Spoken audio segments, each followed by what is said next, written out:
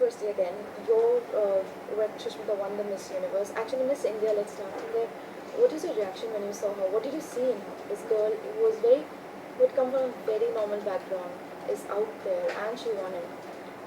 What did you think of her then? Sushmita Sen had confidence. She had more confidence than any other girl in the pageant. She had more confidence than anyone we'd ever seen. So there was, and she had this hunger to win. You combine the two, and there's no way she could have not walked away with the crown. Plus, she had these legs that went on to, started at her ankles and went on to her waist. I don't think we'd seen this kind of international look before. She rivaled any international model. And I think that's why she had to win. There was no choice.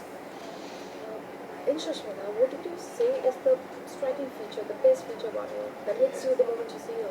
Sushmita Sen's an incredible package of beautiful skin, long legs, gorgeous hair, and a diva personality. She was only 18 when she won, but she was a diva even then. And that's, strangely enough, it was that, undefinable diva quality that was her biggest asset. In the pageant, Miss Universe pageant, what do you think that set her apart from everyone? There's some call it that we know that was the time when actually India was being created, but something that set her apart from the others that Sushmita Sen knew she was going to win the pageant. That was it. It was not negotiable. I don't think anyone had a choice. She walked in with this tigress on the ramp sort of attitude. She knew she was going to win. You couldn't deny her destiny. do you think she's set the path for or she's been an aspiration for the middle class women who can now look out to that aspire to be in that platform again?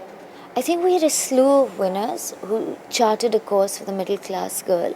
I mean, if you didn't have a Sushmita or an Aishwarya, you wouldn't have had an Ujjwala Raut as a supermodel. I mean, Ujjwala went across and, was the muse for Ungaro and Tom Ford.